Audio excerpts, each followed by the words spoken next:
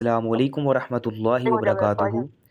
نحمدہ ونصلی علی رسولہ الکریم، اما بعد، فاعوذ باللہ من الشیطان الرجیم۔ قال اللہ تعالی فی القرآن المجید، بسم اللہ الرحمن الرحیم۔ یا ایہا الناس اتقوا ربکم الذی خلقکم من نفس واحدہ وخلق منها زوجها وبث منہما رجالا کثیرا ونساء واتقوا اللہ الذی تساءلون به والارحام ان اللہ کان علیکم رقیبا۔ وقال النبی صلی اللہ علیہ وسلم بلغوا انی ولو آیا او کما قال۔ ہر قسم کی حمد و ثنا اللہ سبحانہ و تعالیٰ کے لیے، جو کل کائنات کا خالق ہے، مالک ہے، رازق ہے، داتا، گنج بخش، غریب نواز اور غوث اعظم ہے، کائنات کے ذرے ذرے کا دستگیر ہے، فعال لما یرید ہے، نحن اقرب الیہ من حبل الورید ہے، جس کی ذات، صفات، کمالات کے اندر کوئی بھی شریک نہیں، ازل سے اکیلا ہے، ابد تک اکیلا رہے گا، اور کل قیامت کے دن اس اکیلے حکمراں کی حکمرانی ہوگی۔ انگنت لا تعداد درود و سلام سرور کائنات، فخر موجودات، سرکار دو عالم، امام الانبیاء، جناب محمد رسول اللہ صلی اللہ علیہ وآلہ وسلم کی ذات اقدس پر اللہ سبحانہ و تعالیٰ کا بے حد احسان اور انعام ہے کہ جس خالق کائنات نے ہمیں دوبارہ اس بابرکت اور نورانی مجلس میں جمع فرمایا ہے۔ یہ محفل صرف بیٹھنے، سننے یا الفاظ یاد کرنے کا نام نہیں، بلکہ دلوں کو بیدار کرنے، سوچ کو درست سمت دینے اور اعمال کو سنوارنے کا نام ہے۔ یہاں ہم دین کو صرف معلومات کے طور پر نہیں پڑھتے، بلکہ ہدایت کے طور پر سیکھتے ہیں، تاکہ جو بات کانوں تک آئے وہ دل میں اترے، اور جو دل میں اترے وہ کردار میں ڈل جائے۔ علم کی اصل قدر اسی وقت سامنے آتی ہے جب وہ عمل کی شکل اختیار کر لے، اور عمل کی خوبصورتی تب ہے جب وہ سنت کے مطابق ہو۔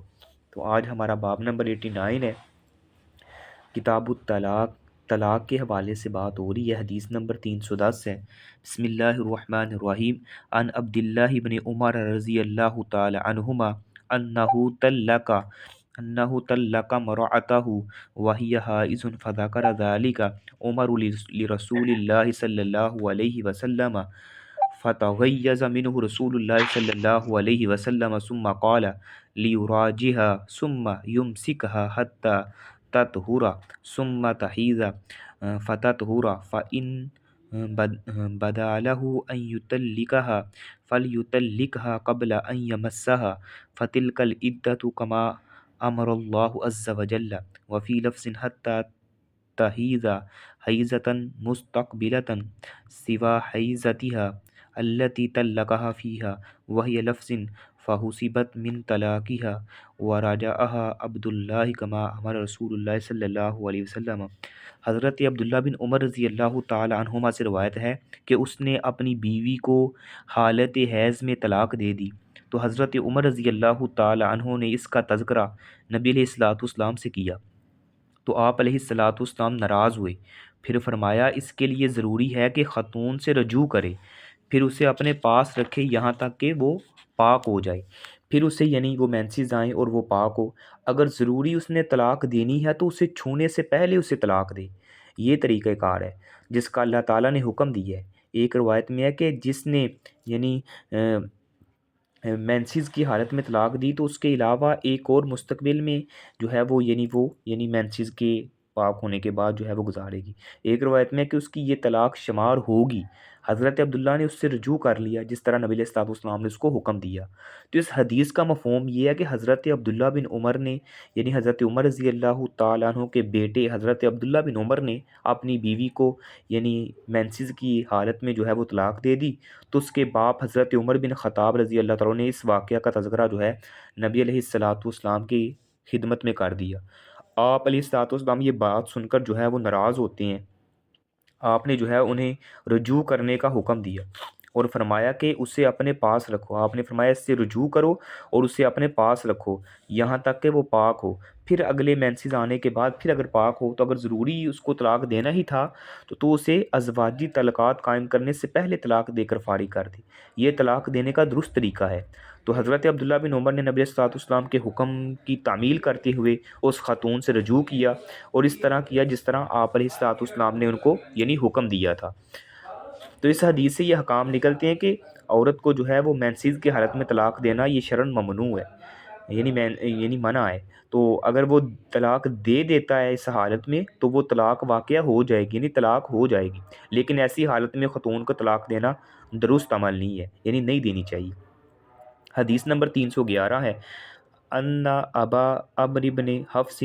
طلقها البتة وهو غائب وفي روایت طلقها ثلاثا فارسل الیها وکیلہ۔ ایک لمبی حدیث ہے، اس کا ترجمہ اذان کے بعد کرتے ہیں۔ تو بات ہو رہی تھی حدیث نمبر 311 کے حوالے سے، جس کا ترجمہ یہ ہے کہ فاطمہ بنت قیس رضی اللہ تعالیٰ عنہ سے روایت ہے کہ ابو عمرو بن حفص نے اسے قطعی طلاق دے دی جبکہ وہ گھر سے غیر حاضر تھا۔ ایک روایت میں ہے کہ اس نے اسے 3 طلاقیں دے دی، پھر اس کی طرف اپنا وکیل کچھ جو دے کر بھیجا۔ اس سے وہ ناراض ہوئی تو اس نے کہا بخدا تیرے لیے کوئی چیز دینا ہم پر واجب نہیں ہے۔ وہ خاتون نبی علیہ الصلوۃ والسلام کے پاس آتی ہے، آپ سے اس صورتحال کا جو ہے وہ تذکرہ کیا۔ آپ نے فرمایا تجھے خرچ دینا اس پر لازم نہیں ہے۔ ایک روایت میں ہے کہ نہ ہی رہائش مہیا کرنا اس کے ذمے ہے۔ آپ نے اسے حکم دیا کہ وہ ام شریک کے گھر عدت گزارے، پھر فرمایا کہ اس عالمہ فاضلہ خاتون کے گھر میرے صحابہ کرام جو ہیں وہ مسائل سیکھنے کے لیے آتے ہیں، تو تم عبداللہ بن ام مکتوم کے ہاں عدت گزار لے، وہ نبینہ آدمی ہے، اس کے ہاں تیرے سر کا دوپٹہ جو ہے وہ اگر سرک بھی جائے گا تو اس میں کوئی حرج نہیں ہے، یعنی اتر بھی جائے گا تو اس میں کوئی حرج نہیں ہے۔ جب تو عدت پوری کرے تو پھر مجھے اطلاع دینا۔ جب وہ عدت گزار چکی تو اس نے نبی علیہ الصلوۃ والسلام سے اس بات کا ذکر کیا کہ معاویہ بن ابی سفیان اور ابو جہم نے مجھے شادی کا پیغام دیا ہے۔ نبی علیہ الصلوۃ والسلام نے ارشاد فرمایا رہا ابو جہم، وہ تو کبھی اپنی لاٹھی اپنے کندھے سے اتارتا ہی نہیں، یعنی وہ بڑے غصے والا آدمی ہے۔ رہا معاویہ تو وہ یعنی تہی دست ہے، اس کے پاس یعنی مال اتنا نہیں ہے، تو اسامہ بن زید سے نکاح کر لے۔ وہ کہتی ہے کہ میں نے اس سے نکاح کرنا ناپسند کیا، آپ نے پھر ارشاد فرمایا اسامہ بن زید سے نکاح کر لے، تو میں نے اس سے شادی کر لی، اللہ تعالیٰ نے اس میں خیر و برکت عطا کی، یہ شادی میرے لیے قابل رشک ثابت ہوئی۔ یہ حدیث کا ترجمہ تھا۔ اس حدیث کا مفہوم یہ ہے کہ ابو عمرو بن حفص نے اپنی بیوی فاطمہ بنت قیس کو قطعی طلاق دے دی، یعنی قطعی طلاق ایسی طلاق جس کے بعد دوبارہ رجوع نہیں کیا جا سکتا۔ تو جسے قطعی طلاق دے دی جائے اس خاتون کا جو نان و نفقہ ہوتا ہے یعنی خرچہ وغیرہ یا رہائش وہ خاوند پر واجب نہیں رہتا، کیونکہ اب وہ یعنی 3 طلاقیں ہو چکی ہوتی ہیں، اب اس کے رزق اس کا جو نان و نفقہ ہے خرچہ وغیرہ وہ خاوند کے ذمہ نہیں ہے، نہ ہی رہائش خاوند کے ذمہ ہے۔ لیکن اس نے جو ہے وہ اس کے ساتھ ہمدردی کرتے ہوئے نا کچھ جو ہیں وہ اس کے لیے اپنے وکیل کے ذریعے بھیجے۔ اس خاتون کا خیال تھا کہ میرا مکمل خرچہ اس کے ذمے ہے، تھوڑے سے دیکھ کر وہ مجھے یعنی ٹال رہا ہے، تو اس نے تھوڑے سے دے کر ناراضگی کا اظہار کیا۔ اس نے کہا بخدا اب کچھ تجھے دینا مجھ پر واجب نہیں ہے۔ تو وہ خاتون نبی علیہ الصلوۃ والسلام کے پاس حاضر ہوتی ہے، آپ کو جو ہے وہ ساری صورتحال سے آگاہ کیا۔ آپ نے بھی یہی ارشاد فرمایا کہ ٹھیک ہے اب تیرا خرچہ اور رہائش اس کے ذمہ داری نہیں ہے، آپ اسی طرح کریں یعنی اس طرح کریں کہ ام شریک کے گھر عدت کے دن گزار لیں۔ پھر آپ کو یاد آیا کہ ام شریک تو بڑی عالمہ فاضلہ خاتون ہے، صحابہ کرام دینی مسائل دریافت کرنے کے لیے اکثر و بیشتر اس کے گھر جاتی ہیں، تو وہاں عدت کے دن گزارنا مناسب نہیں ہے۔ تو آپ نے ارشاد فرمایا کہ تو عبداللہ بن ام مکتوم کے گھر عدت گزار لے، وہ نبینہ آدمی ہے، کبھی تیرے سر سے کپڑا اتر بھی جائے گا تو اس میں کوئی مذائقہ نہیں ہے، یعنی کوئی حرج نہیں ہے، تو جب عدت پوری ہو جائے تو پھر مجھے اطلاع دینا۔ جب اس نے عدت گزار لی تو نبی علیہ الصلوۃ والسلام کی خدمت میں حاضر ہوتی ہیں۔ ادھر حاضر ہونے کے بعد اس نے کہا یا رسول اللہ، مجھے معاویہ بن ابو سفیان اور ابو جہم نے بھی شادی کا پیغام دیا ہے، آپ کا کیا ارشاد ہے اس حوالے سے؟ آپ نے فرمایا کہ ابو جہم جو ہے وہ لٹھ بردار ہے، یعنی وہ غصے والا آدمی ہے، یعنی عورتوں کو مارتا بھی ہے، اور معاویہ بن ابی سفیان کے ان دنوں جو ہیں وہ مالی حالات ٹھیک نہیں تھے، یعنی وہ ابھی اتنے نہیں، یعنی ان کے مالی حالات ٹھیک، تو آپ اسامہ بن زید سے شادی کر لیں۔ تو وہ کہتی ہے کہ میں نے اس سے شادی کرنے کو ناپسند کیا، آپ نے اپنی بات کو پھر دہرایا، فرمایا اسامہ سے شادی کر لے، تو میں نے اس سے شادی کر لی، یہ شادی میرے حق میں بہت بہتر ثابت ہوئی، یعنی اس حدیث کا مفہوم تھا۔ تو اس حدیث سے یہ احکام نکلتے ہیں کہ حدیث میں جو مذکور ہے نا اس نے خاتون کو 3 طلاقیں دے دی، اس سے مراد یہ نہیں ہے کہ اس نے ایک ہی مجلس میں 3 طلاقیں دی تھی، بلکہ وہ پہلے اپنی بیوی کو 2 طلاقیں دے چکا تھا اور تیسری طلاق اس نے دی تھی اس مجلس میں۔ تو ایک مجلس میں خواہ انسان 1000 بھی طلاق دے دے یا طلاق کہہ دے تو اس سے ایک ہی طلاق واقع ہوتی ہے، یعنی ایک مجلس میں جتنی بار انسان مرضی جو ہے وہ طلاق کہہ دے ایک ہی طلاق واقع ہوتی ہے۔ تو جس خاتون کو قطعی طلاق ہو جائے اس کا نان و نفقہ یا رہائش فراہم کرنا وہ خاوند کی ذمہ داری نہیں ہوتی، یعنی وہ اب وہ قطعی طلاق ہی نہیں، اس کے بعد وہ اس کی طرف رجوع نہیں کر سکتا۔ تو جب کہ وہ حاملہ نہ ہو، اگر وہ خاتون حاملہ ہو تو وضع حمل تک جو نان و نفقہ مہیا کرنا وہ خاوند کے ذمے ہوتا ہے، یعنی اگر وہ پریگنیٹ ہے تو اس کے جو ہے وہ خرچے کا ذمہ دار یعنی اس کا خاوند ہوتا ہے۔ تو ایک پوائنٹ یہ بھی نکلتا ہے کہ متعلقہ عورت جو ہے وہ عدت کے دوران شادی کے لیے اشارہ دینا بھی اس سے جو ہے وہ جائز ہے۔ اسی طرح جو ہے وہ ایک پوائنٹ یہ بھی نکلتا ہے کہ غیر برادری میں شادی جو ہے وہ جائز ہے، جبکہ عورت جو ہے وہ اس کے لیے اس کی رضامند ہونا بھی ہے، یعنی وہ بھی ہے، جیسا کہ فاطمہ بنت قیس قریشی خاتون تھی اور اسامہ بن زید جو تھے وہ حبشی نسل تھے، یعنی باہر بھی شادی کی جا سکتی ہے، یہ نہیں ہے کہ اپنی برادری کے اندر ہی انسان جو ہے وہ شادی کرے، اپنی برادری سے ہٹ کے بھی جو ہے وہ شادی کر سکتے ہیں۔ لیکن ہمارے معاشرے میں کچھ لوگ، کچھ ذاتیں ایسے بھی ہیں، کچھ برادریاں جو وہ اپنی برادری سے باہر جو ہے وہ شادی نہیں کرتی۔ یہ سسٹر ابیحہ شہباز سے گزارش ہے اپنے مائک کو میوٹ پہ لگائیں۔ تو یعنی اپنی برادری سے باہر بھی شادی کی جا سکتی ہے۔ تو نبی علیہ الصلوۃ والسلام کی حکم کی انہوں نے تعمیل کی، یعنی آپ علیہ الصلوۃ والسلام نے ان کو کہا بھئی اسامہ سے شادی کر لیں، اسامہ میں، تو انہوں نے ان سے شادی کی، اللہ تعالیٰ نے جو ہے وہ خیر و برکت کا ذریعہ بنا دیا۔ تو باب نمبر 90 ہے، عدت کے حوالے سے بیان ہے، حدیث نمبر 312 ہے۔ ان سبیۃ الاسلمیہ انہا کانت تحت سعد بن خولۃ وہو من بنی عامر بن لوئی وکان ممن شہد بدرا فتوفی عنہا فی حجۃ الوداع وہی حامل فلم تلبس ان وضعت حملها بعد وفاته فلما تعلت من نفاسها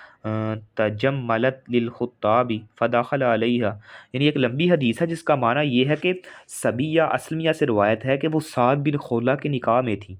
تو وہ بنو عامر بن لوئی میں سے تھا، اور وہ ان میں سے تھا جو غزوہ بدر میں حاضر ہوئے تھے، اور وہ حجۃ الوداع کے موقع پر جو ہے وہ فوت ہوا، جبکہ وہ یعنی پریگنٹ تھی، حاملہ تھی، تو خاوند کی وفات کے تھوڑی ہی دیر بعد اس نے بچے کو جنم دیا۔ جب وہ نفاس سے فارغ ہوئی تو اس نے زیب و زینت اختیار کی، شادی کی خواہش رکھنے والوں کے لیے اس کے پاس قبیلہ بنو عبد الدار کا ایک شخص ابو سنابل بن باقق آیا، اس نے کہا میں تجھے آراستہ دیکھ رہا ہوں، تو شاید تم کسی سے نکاح کرنا چاہتی ہو، باخدا تو اس وقت تک شادی نہیں کر سکتی جب تک 4 ماہ 10 دن نہ گزر جائیں۔ تو سبیہ کہتی ہیں کہ جب اس نے میرے ساتھ یہ بات کی تو میں نے اپنے کپڑے جو ہیں وہ بدلے، اور شام کے وقت میں نبی علیہ الصلوۃ والسلام کی خدمت میں حاضر ہوئی، میں نے آپ سے اس کے بارے میں سوال کیا تو آپ نے مجھے فتویٰ دیا کہ میں نے جب بچے کو جنم دیا ہے تو اس وقت یعنی حلال ہو چکی ہوں، اب مجھے حکم دیا گیا ہے اگر میں چاہوں تو شادی کر سکتی ہوں۔ ابن شہاب کہتے ہیں کہ اگر عورت وضع حمل کے بعد نفاس کے دنوں میں بھی شادی کر لے تو میرے نزدیک کوئی حرج نہیں ہے، لیکن وہ پاک ہونے سے پہلے یعنی وہ اپنے خاوند سے جو ہے وہ تعلق کو قائم نہ کرے۔ تو اس حدیث کا مفہوم یہ ہے کہ حضرت سعد بن خولہ بدری صحابہ کرام میں سے تھے، حجۃ الوداع کے موقع پر فوت ہوئے ہیں، تو ان کی بیوی جو سبیہ اسلمیہ حاملہ تھیں، تو خاوند کی وفات کے چند دنوں بعد انہوں نے بچے کو جنم دیا، تو وہ یہ مسئلہ نہیں جانتی تھی کہ عورت کی عدت جو ہے وضع حمل ہے، اس پر جو ہے وہ پوری ہو جاتی ہے، لہٰذا ایام نفاس گزر جانے کے بعد جو ہے اس نے زیب و زینت کو اختیار کیا تاکہ شادی کی خواہش رکھنے والوں کے لیے رغبت کا باعث بنے۔ تو قبیلہ بنی عبد الدار کا ایک ابو سنابل نامی شخص اس کے پاس آیا، جب اس نے اسے آراستہ دیکھا تو اس نے کہا باخدا جب تک تو 4 ماہ 10 دن عدت نہیں گزار لیتی کسی سے بھی شادی نہیں کر سکتی۔ یہ بات سن کر شام کے وقت وہ نبی علیہ الصلوۃ والسلام کی خدمت میں حاضر ہوتی ہیں، اور اس بات کا تذکرہ جو ہے وہ آپ علیہ الصلوۃ والسلام کے سامنے کیا، تو آپ نے جو ہے وہ مجھے یہ فتویٰ دیا کہ اگر میں چاہوں تو شادی کر سکتی ہوں، کیونکہ جس عورت کا خاوند فوت ہو جائے یا عورت طلاق یافتہ ہو تو اس کی عدت جو ہے وضع حمل پر ختم ہو جاتی ہے، وضع حمل کے بعد وہ چاہے تو شادی کر سکتی ہے۔ تو ابن شہاب اپنی رائے کا اظہار کرتے ہوئے فرماتے ہیں کہ وضع حمل کے بعد عورت شادی کر سکتی ہے اگرچہ وہ ایام نفاس میں ہی کیوں نہ ہو، ہاں البتہ نفاس کے دنوں میں خاوند اس کے عورت کے ساتھ تعلق کو قائم نہ کرے۔ تو اس حدیث سے یہ احکام نکلتے ہیں کہ جس عورت کا خاوند فوت ہو جائے اس کے لیے عدت گزارنا واجب ہے، یعنی جس بھی عورت کا خاوند فوت ہو جاتا ہے اس کے لیے عدت گزارنا جو ہے وہ واجب ہے۔ تو جس عورت کا خاوند فوت ہو جائے اور اس کی عدت جو ہے وہ 4 مہینے اور 10 دن ہے، یعنی 4 مہینے 10 دن عدت بنتی ہے۔ اگر عورت جو ہے وہ پریگنٹ ہے تو اس کی عدت جو ہے وہ وضع حمل ہے، جب بھی وہ بچے کو جنم دے دے گی اس کی عدت جو ہے وہ پوری ہو جائے گی۔ ہاں عورت وضع حمل کے بعد ایام نفاس میں شادی کر سکتی ہے، لیکن ان دنوں میں خاوند کے ساتھ تعلق کو قائم نہیں کرے گی، یعنی وظیفہ ازواجیت جو ہے وہ نفاس کے دن ختم ہونے کے بعد ہی ادا کیا جا سکتا ہے۔ حدیث نمبر 313 ہے، ان زینب بنت ام سلمۃ رضی اللہ تعالی عنہ قالت توفی حمیم لام حبیبۃ فدعت بسفرۃ فمسحت بذراعیها فقالت انما صنعت هذا لانی سمعت رسول اللہ صلی اللہ علیہ وسلم یقول لا يحل لامرأة تؤمن بالله واليوم الآخر أن تجد على میت فوق ثلاث إلا على زوج 4 أشهر و10۔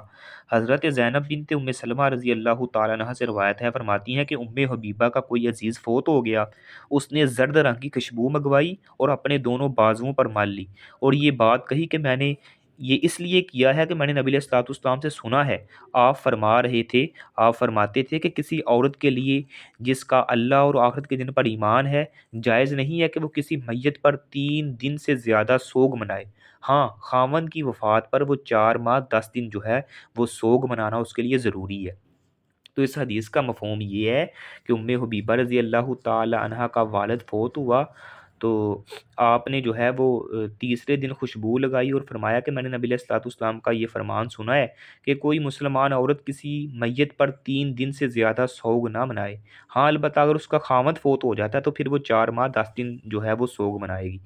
تو اس حدیث سے بھی یہ حکام نکلتے ہیں کہ کسی میت پر 3 دن سے زیادہ سوگ منانا جائز نہیں ہے۔ البتہ کسی خاتون کا کوئی خامد فوت ہو جاتا ہے تو وہ 4 ماہ 10 دن تک جو ہے وہ سوگ منائے گی۔ تو 3 دن سوگ کی حد جو ہے وہ امت مسلمہ کی خیر خواہی کے لیے مقرر کی گئی ہے۔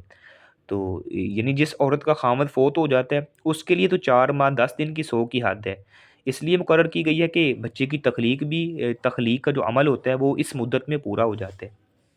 حدیث نمبر 314 ہے، ان ام عطیہ رضی اللہ تعالی عنہ ان رسول اللہ صلی اللہ علیہ وسلم قال لا تحد امرأة على میت فوق 3 الا على زوج 4 أشهر و10 ولا تلبس ثوبا مصبوغا الا ثوب حسب ولا تقتهل ولا تمس طیبا ولا شيئا اذا طہورت نبذة من قسط او اطفار۔ حضرت ام عطیہ سے روایت ہے کہ نبی علیہ الصلوۃ والسلام نے فرمایا کوئی عورت کسی میت پر 3 دن سے زیادہ سوگ نہ منائے مگر خاوند کی وفات پر 4 ماہ 10 دن تک سوگ منائے۔ وہ جو رنگ دار کپڑے نہ پہنے مگر داڑھی دار کپڑے پہننے کی اجازت ہے، سرما بھی نہ لگائے، نہ خوشبو استعمال کرے اور نہ ہی اس قسم کی کوئی اور چیز مگر جب وہ پاک ہو جائے خوشبو جو ہے وہ استعمال کر سکتی ہے۔ تو اس حدیث کا مفہوم یہ ہے کہ نبی علیہ الصلوۃ والسلام نے مسلمان عورت کو کسی بھی میت پر 3 دن سے زیادہ سوگ منانے سے منع کیا ہے۔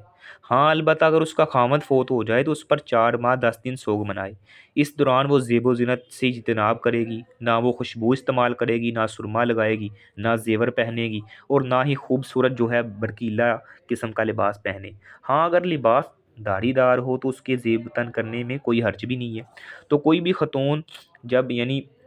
مینسز سے پاک ہو جائے تو وہ بدبو کو زائل کرنے کے لیے خوشبو کا استعمال کر سکتی ہے۔ تو اس حدیث سے یہ حکام نکلتے ہیں کہ خاوند کے علاوہ کسی میت پر بھی کسی بھی مسلمان خاتون کو جو ہے وہ 3 دن سے زیادہ سوگ منانے کی شرعاً اجازت نہیں ہے۔ تو شریعت اسلامیہ میں میت پر 3 دن سوگ منانے کی اجازت دل کا غم ہلکا کرنے کے لیے بھی دی گئی ہے۔ تو کسی خاتون کا خاوند فوت ہو جائے تو وہ 4 ماہ 10 دن سوگ منائے۔ اگر فوت ہونے والے کی بیوی یعنی وہ پریگنٹ ہے تو اس کی عدت جو ہے وضع حمل ہوگی، تو سوگ منانے والی خاتون زیب و زینت کے استعمال سے جو ہے وہ کلی طور پر اجتناب کرے۔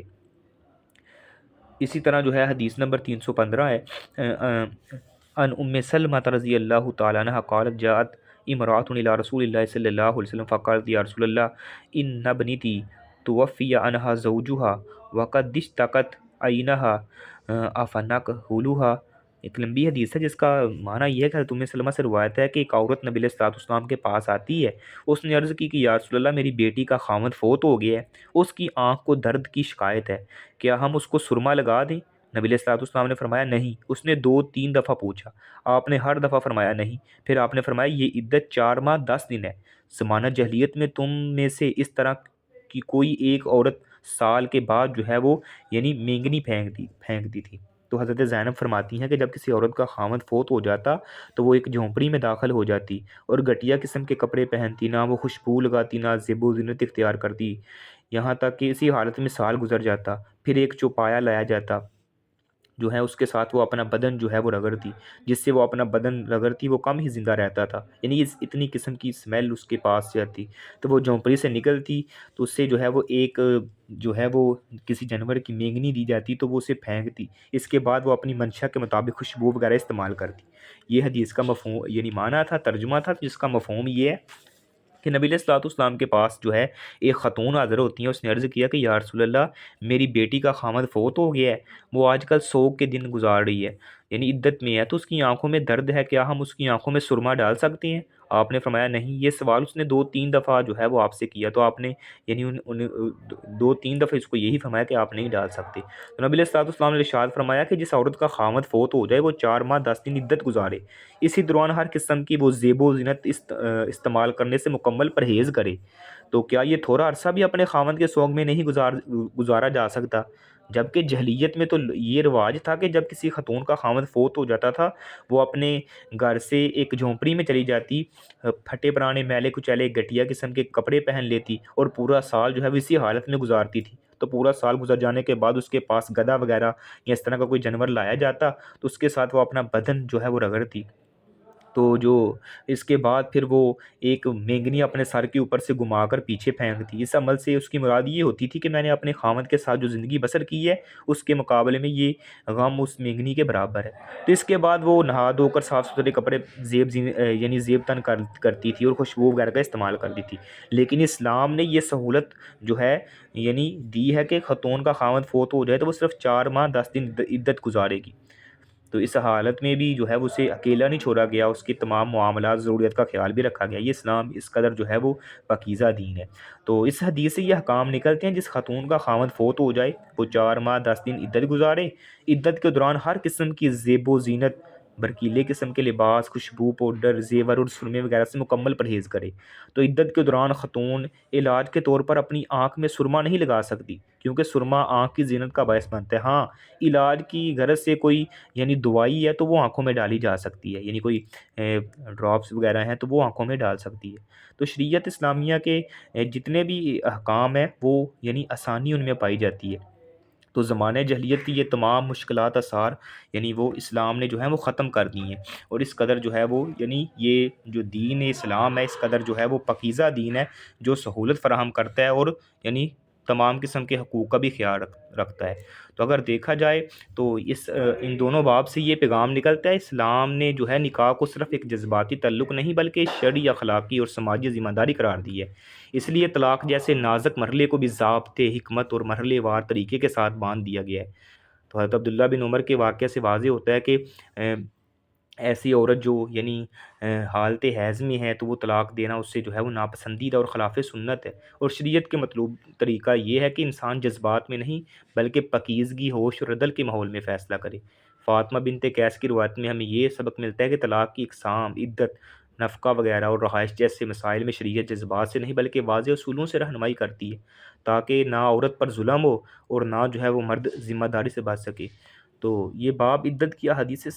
حقیقت کو بھی اجاگر کرتی ہیں کہ عدت صرف انتظار کا نام نہیں ہے بلکہ نکاح کی حرمت کا احترام ہے، نسب کی حفاظت ہے، اور غم اور وفاداری کے اعتدال کا عملی اظہار بھی ہے۔ تو شوہر کی وفات پر 4 ماہ 10 دن کی عدت اور اس دوران زیب و زینت سے اجتناب یہ عورت کی تذلیل نہیں ہے بلکہ ازدواجی تعلق کی عظمت اور سنجیدگی کا پیغام اور اعلان ہے۔ تو یہ احادیث ہمیں سکھاتی ہیں کہ اسلام عورت کو نہ جذبات کا قیدی بناتا ہے اور نہ مرد کی خواہشات کا شکار بناتا ہے، بلکہ دونوں کو عدل، وقار اور تقوی کے ساتھ زندگی گزارنے کا راستہ دیتا ہے۔ طلاق ہو یا عدت یہ شریعت کے بوجھ نہیں ہے بلکہ رحمت کے ضابطے ہیں، تاکہ ٹوٹتے رشتوں میں بھی انسانیت، حیا اور اللہ کی حدود باقی رہیں۔ ھذا من عندی واللہ اعلم بالصواب۔ اگر کسی کا سوال ہوا تو وہ کر بھی سکتے ہیں۔